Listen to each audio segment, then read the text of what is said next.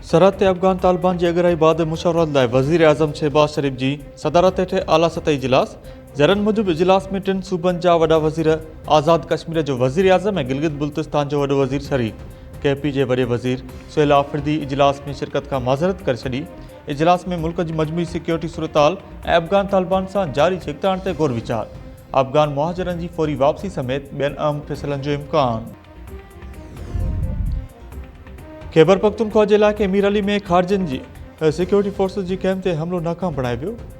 आपघाती bomber समेत 4 खारजी मारिजी विया। Security ज़रनि मूजिबि मीर अली में खारजनि सिक्योरिटी फोर्सिस ते आपघाती हमले जी कोशिश कई। हिकु खारजी बारूद सां भरियल गाॾी फोर्सिस जी कैम्प जी भित सां टकराई।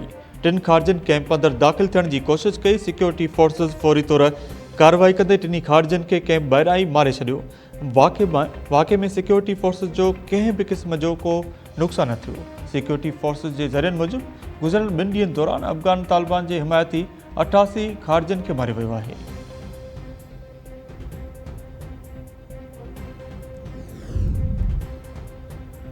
कराची जी अफ़गान बस्ती में 280 घर ऐं 6 दुकान ड्राइपट। पुलिस कब्ज़नि ऐं एंटी इंक्रोचमेंट अमले ते हमले जो केस दाख़िल करे 2 ॼणनि खे गिरफ़्तार करे वरितो। गुलशन मेमार थाणे ते सरकार जी फ़रियाद ते 25 ॼणनि ते दहशतगर्दी एक्ट तहत केस दाख़िल करे छॾियो। केस में नामज़द फ़ारूक शाह ऐं शौकत गिरफ़्तार। FIR में ॼाणायो वियो आहे त अफ़गान बस्ती खे ढाइण लाइ ऑपरेशन कयो वियो त जवाबदारनि नारेबाज़ी कंदे पथराव ऐं लठियुनि सां हमिलो कयो। पुलिस जवाबदारनि खे छिड़विछड़ करे छॾियो। एंटी इंक्रोचमेंट फोर्स जे इंचार्ज मूजिबि 280 घर ऐं 6 दुकान ड्राइपट कया विया आहिनि। 22 एकड़नि तां कब्ज़ा छॾाया विया आहिनि। वधीक 214 एकड़नि तां कब्ज़ा छॾाया वेंदा।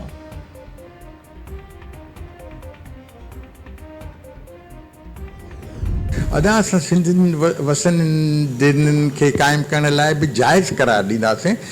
ईअं नाहे त वञी को बि कब्ज़ो ग्रुप बर्दाश्त न कंदासीं।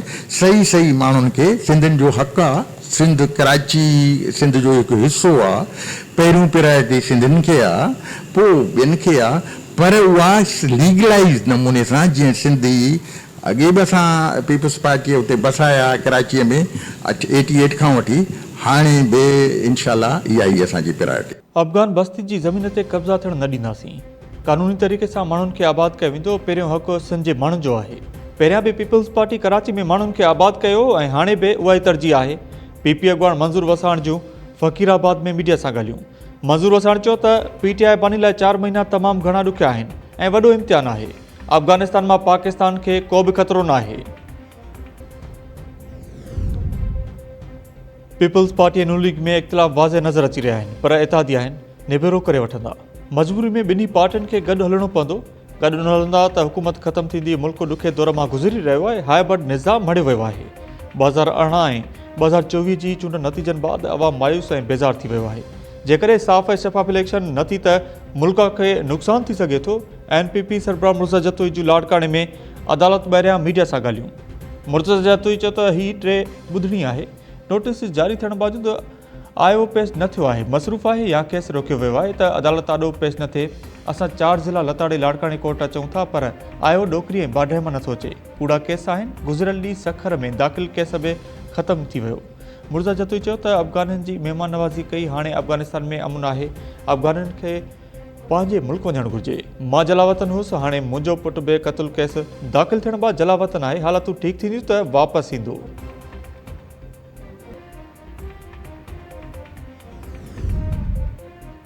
वफ़ाक़ी हुकूमत IMF जो सोलर पैनल्स ऐं इंटरनेट ते टैक्स वधाइण ते गौर शुरू करे छॾियो। बाण ऐं ज़रई दवाउनि ते टैक्स वधाइण जे तजवीज़ खे रद्द करण बाद सोलर पैनल्स, इंटरनेट ऐं ॿियनि शोबनि ते टैक्स जी शरह वधाइण ते गौर कयो पियो वञे।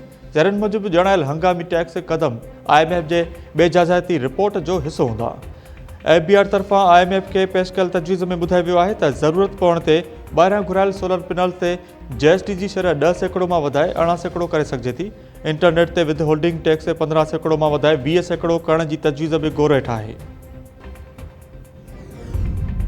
मौलाना फज़ुल रहमान जा ख़दशा आहिनि, पर गॾु वेही ख़तमु कया वेंदा। ज़िम थियल ज़िलनि में तेल ऐं गैस जा ज़ख़ीरा आहिनि। OGDCL वारा हिते अचणु चाहिनि था, पर उहो सभु कुझु अमुन सां मुमकिन आहे। खैबर पख्तूनख्वा जे गवर्नर फैसल करीम कुंडी जूं डेरा इस्माइल खान में पुलिस ट्रेनिंग स्कूल जो दौरो करण बाद मीडिया सां ॻाल्हियूं। गवर्नर फैसल करीम कोनी चयो त पुलिस ट्रेनिंग स्कूल ते हमले में मुलसिब माण्हुनि जो तालुको अफगानिस्तान सां हो। भारत ऐं इसराइल पाकिस्तान ख़िलाफ़ सीड़पकारी करे रहिया आहिनि। भारत ऐं इसराइल अफगानिस्तान जी सरज़मीन पाकिस्तान ख़िलाफ़ इस्तेमाल करे रहिया आहिनि।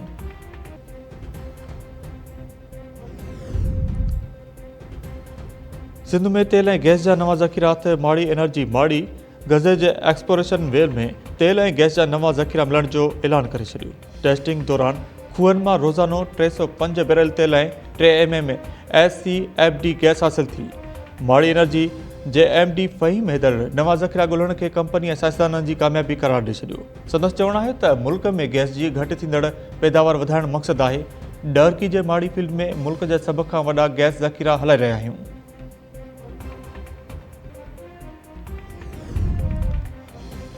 पनवाकल बरसा मुबैना मुक़ाबले में मार्जवेल जवाबदार जे वारसनि पुलिस मुक़ाबले खे जुड़तू करार ॾेई छॾियो। SHO शकूर लाखो ऐं ॿियनि अलकारनि जे घर ते चढ़ाई वारी वीडियो बि वायरल वीडियो में SHO शकूर लाखो ऐं नौजवान जहांगीर जखराणी खे ॻाल्हि ॿोल कंदे ॾिसी सघिजे थो। गुज़िरियल राति पुलिस जहांगीर जखराणी खे मुक़ाबले में मारण जी दावा कई हुई। वारसनि मुक़ाबले खे जुड़तू करार ॾींदे चयो त नौजवान जहांगीर जखराणी खे अदालत खां वापसी ते खंबे जुड़तू मुक़ाबले में क़तलु कयो वियो आहे। वाक़े जी शफ़ाफ़ जांच कराइण जो मुतालबो।